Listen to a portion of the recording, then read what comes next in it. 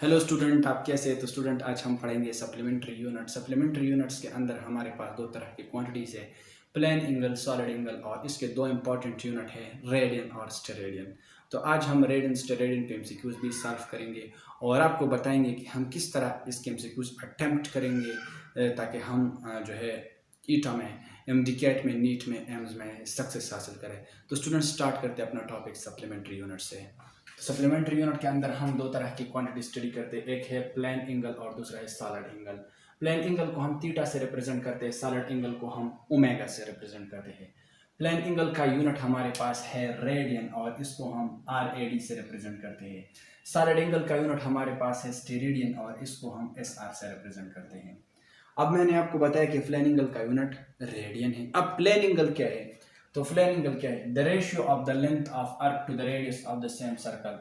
जब हम एक ही सर्कल के आर्क और इसकी रेडियस के बीच रेशियो लेते हैं तो हम इसे प्लेन एंगल कहते हैं।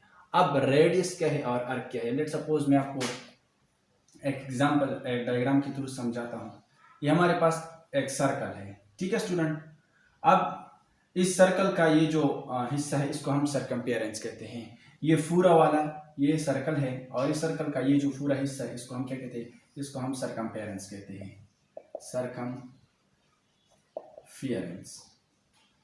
और इस सरकमफेरेंस का हम इतना हिस्सा ले, इतना हिस्सा ले, या बड़ा हिस्सा या छोटा, जितना भी हिस्सा हम इस सरकमफेरेंस का, इसको हम आर्क कहते हैं। लेट सपोज मैंने यहाँ से यहाँ तक हिस्सा लिया तो ये हमारे पास क्या है? आर्क है। कोई और आ गया और इसने यहाँ से यहाँ तक लिया तो इसके लिए ये भी क्या है? ये भी आर्क है, ठीक है स्टूडेंट। अब आपको ये बात थोड़ी बहुत समझ में आ चुकी होगी कि सरकमफेरेंस का हम जितने भी पार्ट ले इसको हम आर्क कहते हैं। और सर्कल का जो सेंटर होता है, इससे जो भी रे पास होता है और सरकमफेरेंस को टच करता है तो इसको हम क्या कहते हैं? इसको हम रेडियस कहते हैं। तो इसका क्या है? इसका रेडियस है। अब अगर कोई बताए कि इसका और रेडियस हमें बताए तो ये भी इसका रेडियस है, सेंटर से पास हुआ और सरकमफेरेंस को टच किया, ये भी इसका एक रेडियस है, ये भी इसका एक रेडियस है, तो 4 रेडियस है यहाँ पे, ठीक है स्टूडेंट। अब रेडियस, आर्क और सरकमफेरेंस आपने पहचाना। तो हम प्लेन एंगल में क्या स्टडी करते हैं? हम प्लेन एंगल में स्टडी करते हैं the ratio of length of arc to the radius of the same circle. हम एक सर्कल के अंदर इसके रेडियस और इसके, लेट सपोज मैंने ये आर्क लिया और ये हमारे पास रेडियस है, इस आर्क के बीच और इस रेडियस के बीच जब हम रेशियो लेते हैं तो इसे हम प्लेन एंगल कहते हैं। अब प्लेन एंगल हम थीटा से रिप्रेजेंट करते हैं। इस हमारे पास क्या है? इस हमारे पास लेंथ ऑफ आर्क है, आर हमारे पास क्या है? आर हमारे पास रेडियस है, ठीक है। तो हम क्या कहते हैं? Plane angle is equal to ratio of length of arc to the radius of the same circle. अब प्लेन एंगल का यूनिट हमारे पास क्या है? रेडियन है। अब हमारे पास एक प्लेन एंगल 1 रेडियन कब होगा? अगर आपसे कोई पूछे कि एक प्लेन एंगल हमारे पास 1 रेडियन कब होगा, तो 1 रेडियन हमारे पास एक एंगल है। 1 radian is an angle made by an arc equal in length to the radius of the same circle. जब हमारे पास आर्क का लेंथ रेडियस के बराबर हो जाए तो हम इसे 1 रेडियन कहते हैं। ये हमारे पास क्या है? ये हमारे पास लेंथ ऑफ आर्क है। ये मैंने कहा लेंथ ऑफ आर्क है। जब हमारे पास ये लेंथ ऑफ आर्क इस रेडियस के बराबर हो जाए तो हमारे पास यहाँ पे जो एंगल बनेगा वो 1 रेडियन बनेगा। वो कितना बनेगा? वो 1 रेडियन बनेगा। तो theta is equal to s हमारे पास कितना है? एस हमारे पास आर के बराबर हुआ, क्योंकि मैंने आपको बताया कि जब हमारे पास सरकमफेरेंस का लेंथ रेडियस के बराबर हो जाए तो हम इसे 1 रेडियन कहते हैं, डिवाइड बाई आर। आर के साथ कैंसिल होती है, हमारे पास 1 रेडियन। अब ज़्यादातर स्टूडेंट की समझ में ये बात नहीं आई होगी तो मैं इसके लिए थोड़ा बहुत एक्सप्लेन कर लेता हूँ। लेट सपोज ये हमारे पास एक सर्कल है, ये इसका रेडियस है। इस रेडियस पे यहाँ पे एक बॉडी है। बॉडी ए से एक जो है मूव किया, सॉरी, ये हमारे पास एक सर्कल है, ये पॉइंट ए है। पॉइंट ए पे एक बॉडी है और इसने मूव किया पॉइंट बी तक। ये हमारे पास क्या है? पॉइंट बी तक। पॉइंट बी पर पहुंचने के बाद उन्होंने कहा कि चलो पॉइंट सी पे भी चलते हैं, तो पॉइंट सी पर भी चला, पॉइंट सी पर भी चला। ये हमारे पास एक सर्कल है, ये सर्कल का रेडियस है। यहाँ पे एक बॉडी है पॉइंट ए पे, इन्होंने मूव किया पॉइंट बी तक गई। पॉइंट बी पर पहुंचने के बाद उन्होंने कहा कि चलो पॉइंट सी पर भी चलते हैं, पॉइंट सी पर चल गई। ठीक है स्टूडेंट, ये हमारे पास क्या है, रेडियस है और इसका लेंथ कितना है, आर है। जब बॉडी ए पॉइंट से बी पॉइंट तक गई तो उन्होंने डिस्टेंस एस कवर किया। जब बॉडी ए से सी तक गई तो इन्होंने डिस्टेंस आर कवर किया। डिस्टेंस कितना कवर किया, आर कवर किया। अब इसका मीनिंग ये हुआ कि जब बॉडी ए पॉइंट से बी पॉइंट तक गई तो उन्होंने डिस्टेंस आर कवर किया, लेकिन ए से सी तक जब गई तो इन्होंने डिस्टेंस आर कवर किया। ये ए से सी तक हमारे पास क्या है, ये हमारे पास अर्क है। तो इसका मीनिंग ये हुआ कि अर्क लेंथ ए सी हमारे पास कितना है, आर है, और रेडियस का लेंथ हमारे पास कितना है, रेडियस का लेंथ हमारे पास भी आर है। तो हम कहते हैं कि एक एंगल तभी 1 रेडियन होगा जब इसके अर्क का लेंथ और इसके रेडियस का लेंथ बराबर हो जाएगा। तो अब अगर हम देखें तो अर्क ए सी का लेंथ हमारे पास रेडियस के बराबर है। ठीक है, तो कंपैरिजन करने के लिए मैं आपको बताऊंगा from trigonometry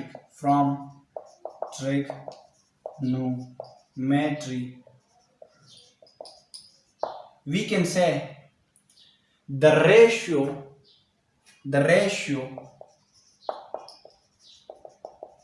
of triangle of same circle is equal to the ratio of length of arc of the same circle। Trigonometry से हम ये कह सकते हैं कि ratio of triangle of the same circle, इस सर्कल की जितनी भी ट्राइंगल है इसके रेशियो हम ले तो इस सर्कल के लेंथ आर्क के लेंथ के रेशियो के बराबर हो जाएगा। ठीक है, अब इसको मैं आपको एग्जांपल की थ्रू समझा लेता हूँ, एक्सप्लेनेशन कर लेता हूँ इस टॉपिक का। यहाँ पे ए बी हमारे पास एक ट्राइंगल है, इसको हमने क्या कहा, इसको हमने ट्राइंगल ए ओ बी, ये हमारे पास ओरिजिन ओ है। ठीक है, डिवाइड बाय ये हमारे पास एक ट्राइंगल है। ठीक है, ट्राइंगल ए ओ सी, जब हम इसको हटाते हैं triangle A O C, triangle A O C is equal to arc length A B, ये हमारे पास आर्क लेंथ है एक और ये हमारे पास आर्क लेंथ है, डिवाइड बाय ए सी। ठीक है स्टूडेंट, अब ट्राइंगल जब बॉडी ए पॉइंट से बी पॉइंट तक मूव किया तो इन्होंने डिस्टेंस आर कवर किया और इन्होंने एंगल थीटा बनाया। जब ए से सी तक गई तो इन्होंने डिस्टेंस आर कवर किया और हमारे पास एंगल जो था वो 1 रेडियन था, क्योंकि मैंने आपको बताया कि जब सरकमफेरेंस का लेंथ आर के बराबर हो जाए तो हमारे पास एंगल जो बनेगा वो 1 रेडियन बनेगा। तो यहाँ पे ट्राइंगल ए ओ बी हमारे पास थीटा के बराबर है, triangle A O C 1 radian है, is equal to arc length A B हमारे पास एस के बराबर है, आर्क लेंथ ए सी हमारे पास आर के बराबर है। तो theta is equal to S divide by theta divide by 1 radian is equal to S divide by R. अब theta is equal to S divide by R into radian. ठीक है student, अब मैंने आपको बताया कि सरकमफेरेंस का लेंथ कितना है, सरकमफेरेंस आर्क लेंथ ए सी हमारे पास कितना है, आर के बराबर है। तो इसका मीनिंग ये है कि अब हमारे पास जो ए ओ सी है वो ट्राइंगल जो है इनका एंगल 1 रेडियन है, आर्क लेंथ जो है आर है और रेडियस का लेंथ भी आर है। तो मैंने आपको बताया कि जब आर्क लेंथ रेडियस के लेंथ के बराबर हो जाता है तो हमारे पास थीटा कितना होता है, 1 रेडियन। तो theta is equal to r divide by are is equal to 1 radian. ठीक है स्टूडेंट, तो स्टूडेंट अब इसके लिए थोड़ी बहुत स्पेशल केसेस भी सॉल्व करता हूं आपके लिए। स्पेशल केसेस,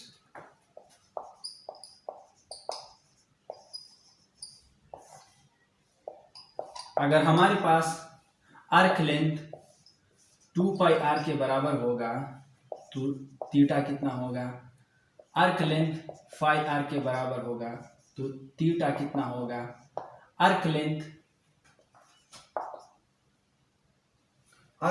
आर के बराबर होगा तो थीटा कितना होगा। ठीक है स्टूडेंट, लेट सपोज हमारे पास आर्क लेंथ 2 पाई आर है, तो हम प्लेन रेडियन को किस तरह फाइंड कर सकते हैं? Theta is equal to, theta को हम किस तरह फाइंड कर सकते हैं? थीटा अननोन है, theta is equal to S divide by R. तो एस हमारे पास कितना है? 2 pi R, 2 pi R divide by are, are are के साथ कैंसिल हुआ, तो theta is equal to 2 pi radian.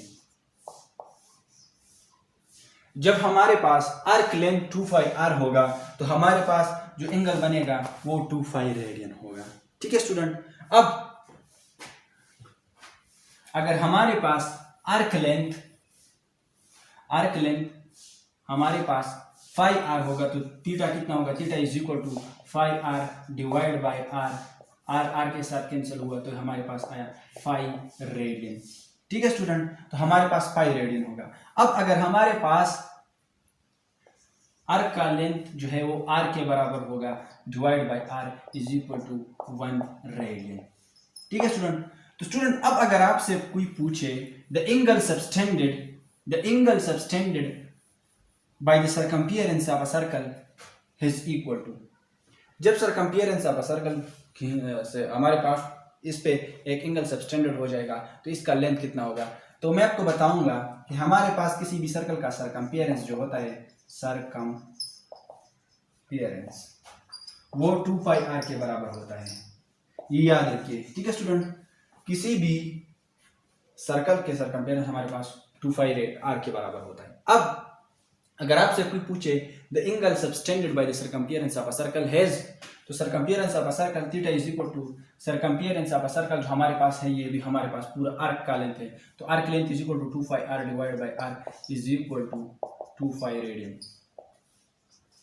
तो अगर आपसे कोई पूछे the angle subtended by the circumference of a circle तो वो कितना होगा? 2 पाई रेडियन। इसका मीनिंग ये है कि किसी भी सर्कल की सर्कमफियरेंस पे जो भी एंगल बनेगा, इसका एंगल हमारे पास 2 पाई रेडियन होगा। किसी भी सर्कल के सर्कमफियरेंस पे जो एंगल बनेगा वो हमारे पास 2 पाई रेडियन होगा। और अगर आपसे कोई पूछे कि the maximum from which can no further the angle maximize, the maximum angle formed in the circle is 2 pi radian. 2 pi radian से किसी भी सर्कल में मैक्सिमम एंगल नहीं बन सकता। ठीक है स्टूडेंट, अगर आपसे कोई पूछे, अब मैंने आपको बताया कि हम जो है एंगल को थीटा को रेडियन में मेजर कर सकते हैं। एंगल को हम रिवोल्यूशन में भी मेजर कर सकते हैं, एंगल को हम रेडियन में भी मेजर कर सकते हैं। ठीक है स्टूडेंट, एंगल को हम रिवोल्यूशन में मेजर कर सकते हैं, एंगल को हम रेडियन में भी मेजर कर सकते हैं, एंगल को हम डिग्री में भी मेजर कर सकते हैं। तो हमारे पास 1 रिवोल्यूशन के अंदर 1 रिवोल्यूशन, ये हमारे पास 1 रिवोल्यूशन है, 1 रिवोल्यूशन के अंदर हमारे पास 360 डिग्री होते हैं और हमारे पास कितने रेडियंस होते हैं? 2 पाई रेडियंस। अभी मैंने आपको बताया कि जो मैक्सिमम एंगल, लेट सपोज ये पूरा एक एंगल है तो हमारे पास कितना होगा? 2 पाई रेडियन। ठीक है, एक रिवोल्यूशन में हमारे पास 360 डिग्री होते हैं, 2 पाई रेडियन होते हैं। अब अगर आपसे कोई पूछे कि एक रिवोल्यूशन का, तो आपने बताया कि एक रिवोल्यूशन के अंदर 360 डिग्री होते हैं, 2 पाई रेडियन होते हैं, लेकिन हमें आप बताए कि एक डिग्री में कितने रिवोल्यूशन होते हैं और कितने रेडियंस होते हैं। तो मैं आपको बताऊंगा कि हमारे पास जो है 1 रिवोल्यूशन के अंदर 360 डिग्री होते हैं, 360 डिग्री होते हैं। तो इसका मीनिंग ये है कि 360 degree is equal to 1 revolution, तो 1 degree 360 degree divide by 360 degree, ये हमारे पास 1 डिग्री आ जाएगा। तो 1 डिग्री के अंदर हमारे पास कितने रिवोल्यूशन होते हैं? 1/360 डिग्री। ठीक है स्टूडेंट, तो इस तरह आप कैलकुलेट कर सकते हैं और फाइंड कर सकते हैं। इस तरह अगर आपसे कोई पूछे कि 1 डिग्री के अंदर रेडियंस कितने होते हैं, तो 360 डिग्री जो है, 360 डिग्री वो हमारे पास 2 पाई रेडियन के बराबर है। तो हमारे पास 1 डिग्री में कितने रेडियंस होंगे? तो divide by 360 degree divide by 360 degree, तो यहाँ पे हमारे पास 1 आ जाएगा। 1 degree is equal to 2 pi radian divide by 360 degree. ठीक है, तो स्टूडेंट अब मैं आपको डिस्कस करूंगा सॉलिड एंगल। तो सॉलिड एंगल क्या है? The ratio of the surface area of a sphere to the square of the radius is called solid angle. अब स्फीयर क्या है और सर्कल क्या है? सर्कल 2 डायमेंशन है, स्फीयर 3 डायमेंशन है। स्फीयर का एग्जांपल मैं आपको दूं, फुटबॉल, वॉलीबॉल, क्यूब, जितनी भी हर वो चीज़ जिसका हाइट होता है, लेंथ होता है और ब्रेथ होता है, इसको हम 3 डायमेंशन कह सकते हैं। ठीक है स्टूडेंट, अब 3 डायमेंशन तो मैं आपको बोर्ड पर ड्रा नहीं कर सकता, क्योंकि बोर्ड पर जब मैं किसी चीज़ को ड्रा करता हूँ वह सर्कल होगा। लेट सपोज ये 3 डायमेंशन है, ठीक है। The ratio of the surface area of a sphere to the square of the radius is called solid angle. ये स्फीयर है और ये स्फीयर का एरिया है, ठीक है। और इस स्फीयर का एरिया, ठीक है, ये स्फीयर है, लेट सपोज ये स्फीयर का एरिया है। स्फीयर की इस एरिया के बीच और इसके रेडियस के स्क्वायर के बीच जब मैं रेशियो लेता हूं तो इसको हम सॉलिड एंगल कहते हैं। सॉलिड एंगल क्या है? The ratio of the surface area, ये हमारे पास सरफेस एरिया है, of a sphere to the square of the radius, ये हमारे पास रेडियस है और रेडियस की स्क्वायर के बीच, ये एक रेडियस है, 2 रेडियस, तो रेडियस के स्क्वायर के बीच जब हम सरफेस एरिया ऑफ स्फीयर और रेडियस के स्क्वायर के बीच रेशियो लेते हैं तो इसको हम क्या कहते हैं? इसको हम सॉलिड एंगल कहते हैं। अब सॉलिड एंगल कब हमारे पास 1 स्टेरेडियन होगा? सॉलिड एंगल कब हमारे पास 1 स्टेरेडियन होगा? 1 steradian has an angle, 1 steradian एक एंगल है made by a surface area, जो एक सरफेस एरिया की वजह से बनता है, equal to the square of the radius of the same sphere. 1 steradian हमारे पास वो एंगल है जब सरफेस एरिया ऑफ स्फीयर, जब स्फीयर का एरिया इसकी रेडियस के स्क्वायर के बराबर हो जाए तो हम इसे 1 स्टेरेडियन कहते हैं। हम इसे 1 स्टेरेडियन कहते हैं। स्टेरेडियन को हम ओमेगा से रिप्रेजेंट करते हैं। ये हमारे पास सरफेस एरिया है। 1 स्टेरेडियन एंगल तभी 1 स्टेरेडियन होगा जब इसका surface area square of the radius के बराबर हो जाए। तो लेट सपोज हमारे पास से surface area square of the radius के बराबर हुआ डिवाइड बाय आर, तो ये हमारे पास 1 स्टेरेडियन होगा। ठीक है, मैंने आपको बताया कि जब हमारे पास किसी भी स्फीयर का एरिया इसके स्क्वायर की रेडियस के बराबर हो जाए तो एंगल हमारे पास 1 स्टेरेडियन होगा। ठीक है स्टूडेंट, अब मैं आपको एग्जांपल के थ्रू समझाता हूँ। ये हमारे पास एक स्फीयर है, ये इसका एक रेडियस है, ये इसका दूसरा रेडियस है, ये इसका एरिया है। जब हमारे पास ये surface area square of the radius के बराबर हो जाए, इन स्क्वायर की रेडियस के बराबर हो जाए तो ये हमारे पास रेडियस है। ठीक है, जब हमारे पास ये सरफेस एरिया स्क्वायर की रेडियस के बराबर हो जाए तो ये हमारे पास 1 स्टेरेडियन होगा। ठीक है स्टूडेंट, अब स्पेशल केसेस मैं आपको सॉल्व करता हूं। स्पेशल स्पेशल केसेस, जब हमारे पास सरफेस एरिया 4 5 r होगा, 4 5 r स्क्वायर, तो हमारे पास ओमेगा कितना होगा?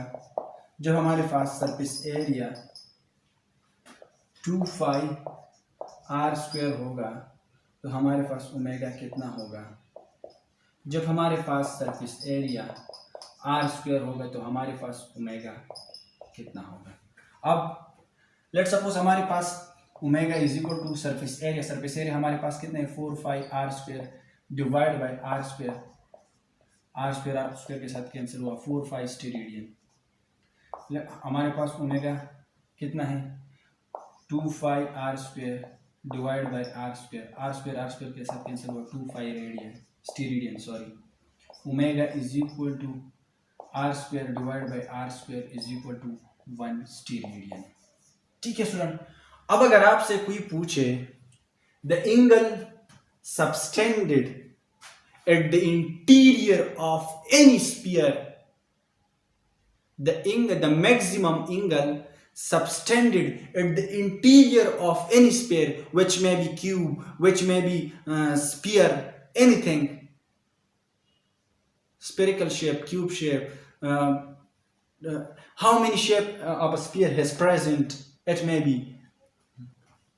अगर आपसे कोई पूछे कि एक स्फीयर है, इसका चाहे शेप जैसा भी हो, क्यूब हो, हमारे पास हेक्सागोनल शेप हो, टेट्राहेड्रल शेप्स हो, जितनी भी शेप्स है क्यूब की, रोम्बोहेड्रल हो, ऑर्थोरोम्बिक हो, जितनी भी शेप है स्फीयर की, अगर आपसे कोई पूछे कि हमारे पास एक स्फीयर है, इसका जो भी शेप हो, इसके इंटीरियर पे मैक्सिमम कितना एंगल बनेगा, तो आप बिना पॉइंट के हुए कैसे बताएंगे? हम बता सकते हैं, हम इस तरह बता सकते हैं कि हमारे पास स्पेयर जो भी हो इसका एरिया हमारे पास 4 r स्क्वायर के बराबर होता है। और हम ओमेगा फाइंड करते हैं सरफेस एरिया, तो एरिया हमारे पास मैक्सिमम एरिया हमारे पास स्फीयर का कितना है। अगर ये हमारे पास पूरी एरिया पे सबस्टेंड हो चुका है तो पूरे एरिया किसी भी स्फीयर का हमारे पास कितना है 4 r square divide by r square is equal to 4 steradian. तो हमारे पास जो भी स्फीयर हो इसकी इंटीरियर पे मैक्सिमम बनने वाला एंगल कितना होगा 4 स्टेरेडियन। अब मैंने आपको प्लेन एंगल पे ये बताया था कि हमारे पास जो भी सर्कल हो इस पे इसके सरकमफेरेंस पे बनने वाला एंगल 2 रेडियन होगा। अब ज्यादातर स्टूडेंट इन दोनों कॉन्सेप्ट को सामने रखते हुए कहते हैं कि एक स्टेरेडियन में कितने रेडियन होते हैं, तो दूसरा सडनली जवाब देता है 2 रेडियन होता है। ये कॉन्सेप्ट रॉन्ग है। हम स्टेरेडियन और रेडियन को कंपेयर नहीं कर सकते क्योंकि ये डिफरेंट यूनिट है। अगर आपसे कोई पूछे कि 1 किलोग्राम में कितनी किलोमीटर होते हैं तो आप बता सकते हैं नहीं, क्योंकि एक मास का यूनिट है दूसरा लेंथ का यूनिट है। इस तरह अगर आपसे कोई पूछे कि एक स्टेरेडियन के अंदर कितनी रेडियन होते हैं तो आप नहीं बता सकते, क्योंकि एक प्लेन एंगल का यूनिट है और दूसरा सॉलिड एंगल का यूनिट है। ठीक है student, subtended the angle subtended at a circle has 1 radian. The angle subtended at a circle has 1 radian. एक सर्कल पे एक एंगल जो बना है इसका थीटा हमारे पास कितना है 1 रेडियन है। एक सर्कल पे एक एंगल बना है और वो 1 रेडियन है। ठीक है student, the angle subtended at a circle has 1 radian when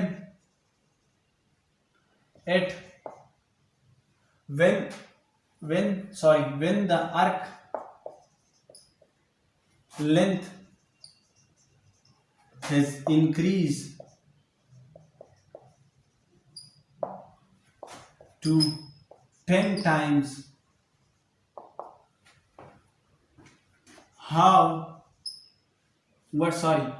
what will be the angle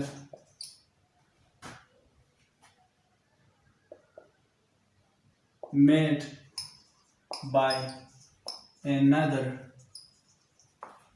circle। अगर आपसे कोई पूछे कि हमारे पास एक सर्कल है, इस पे बनने वाला एंगल 1 रेडियन है, जब हमने आर्क लेंथ 10 टाइम इंक्रीज किया तो हमें बताए कि ये जो दूसरा सर्कल है इस पे बनने वाला एंगल कितना होगा। तो मैं आपको बताऊं theta is equal to S divide by r. Theta s पे भी डिपेंड नहीं करता, थीटा अनडिपेंडेंट है, इन दोनों पर अनडिपेंडेंट है, डिपेंड नहीं करता। क्यों डिपेंड नहीं करता? लेट्स सपोज ये हमारे पास एक सर्कल है, इस सर्कल का ये रेडियस है और ये इसका आर्क है। ठीक है स्टूडेंट, ये एक सर्कल है, ये सर्कल का आर्क है और इसके रेडियस का लेंथ है। ठीक है, अब ये हमारे पास एक सर्कल है, ये इसका रेडियस है और इसका आर्क है। वहां पे अगर आपने देखा आर्क लेंथ लार्ज था लेकिन रेडियस का लेंथ भी लार्ज था, यहाँ पे आर्क लेंथ इतना है लेकिन रेडियस का लेंथ भी इतना है। तो इसका मीनिंग ये है कि जब आर्क हमारे पास इंक्रीज हो जाता है तो रेडियस भी इंक्रीज हो जाता है। जब एक 2 होता है और एक 2 होता है तो एक जब 4 हो जाता है तो दूसरा भी 4 हो जाएगा, तो हमारे पास वैल्यू कितना आ जाएगा 1 1। ठीक है स्टूडेंट, तो ये इस वजह से डिपेंड नहीं कर सकता। अब अगर आपसे कोई पूछे कि सरफेस एरिया इंक्रीज हुआ तो कितना स्टेरेडियन बनेगा स्फीयर का, तो हमारे पास steradian is equal to S divide by R. जब हम किसी भी स्फीयर का सरफेस एरिया इंक्रीज करते हैं तो इसके स्क्वायर ऑफ द रेडियस भी इंक्रीज हो जाता है। तो सरफेस एरिया, तो सॉलिड एंगल और प्लेन एंगल दोनों जो है वो आर्क और सरकमफेरेंस के आर्क और सरफेस एरिया पे डिपेंड नहीं करता, रेडियस पे भी डिपेंड नहीं करता, क्योंकि जब हम एक को इंक्रीज करते हैं तो दूसरा भी इंक्रीज हो जाता है। ठीक है स्टूडेंट, तो इस वजह से अगर आपसे कोई पूछे कि हमने प्लॉट चीज इंक्रीज किया, सरफेस एरिया इंक्रीज किया, हमने आर्क लेंथ इंक्रीज किया, तो बताए एंगल कितना हो जाएगा, तो आप जो पहला दिया होगा आप सडनली इसको मार्क करें, क्योंकि हमारे पास जब आप इसको इंक्रीज करेंगे तो खुद ब खुद ये इंक्रीज हो जाएगा। ठीक है स्टूडेंट, अब मैं आपको और भी एमसीक्यू सॉल्व करूंगा। ठीक है स्टूडेंट,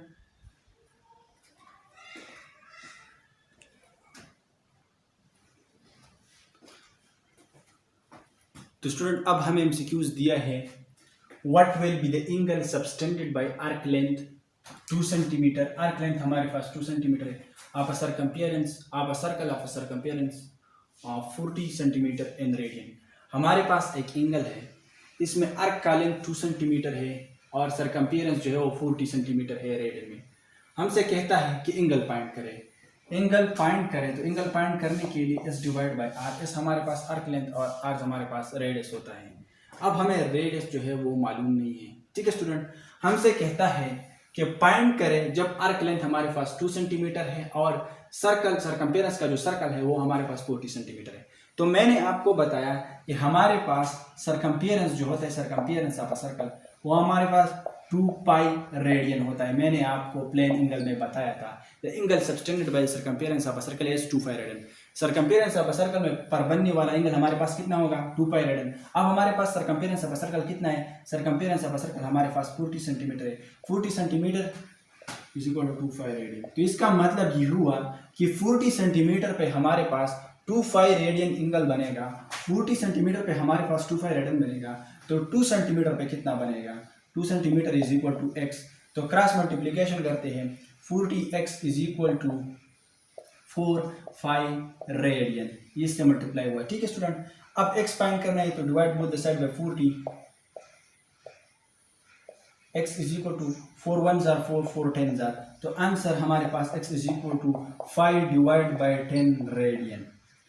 तो 5 डिवाइड बाय 10 रेडियन, तो option C is the correct answer. ठीक है स्टूडेंट, अब मैं और बहुत एमसीक्यू सॉल्व करता हूं।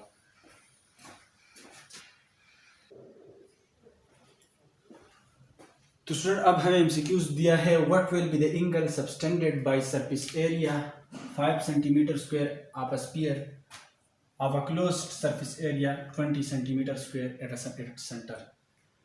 कहता है कि हमारे पास कितना एंगल बनेगा जब सरफेस एरिया इतना है और क्लोज्ड सरफेस एरिया इतना है।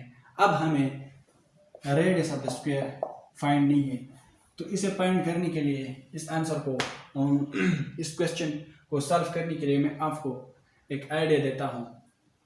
क्लोज्ड सरफेस एरिया पे जितना भी एंगल बनेगा वो हमारे पास कितना होगा, 4 5 स्टीरियन। ये मैंने आपको बताया था, the angle made by any closed surface area is 4 5 steradian. अब हमारे पास क्लोज्ड सरफेस एरिया का लेंथ कितना है, 20 सेंटीमीटर, तो 20 centimetre square is equal to 4 5 स्टीरियन।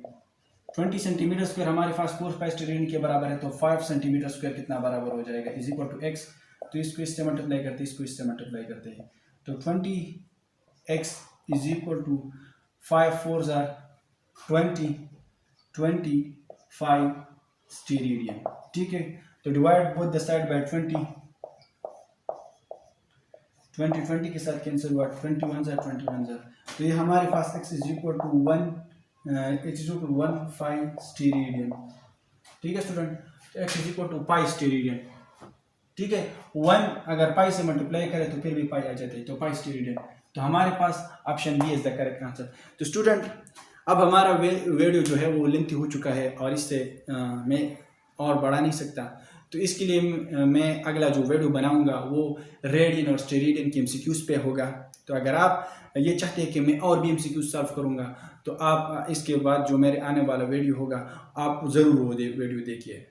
ठीक है स्टूडेंट, अब अगर आपको मेरा ये वीडियो अच्छी लगी हो तो प्लीज़ सब्सक्राइब कीजिए मेरा चैनल और साथ में बेल आइकन को भी दबा दीजिएगा। अल्लाह हाफिज़।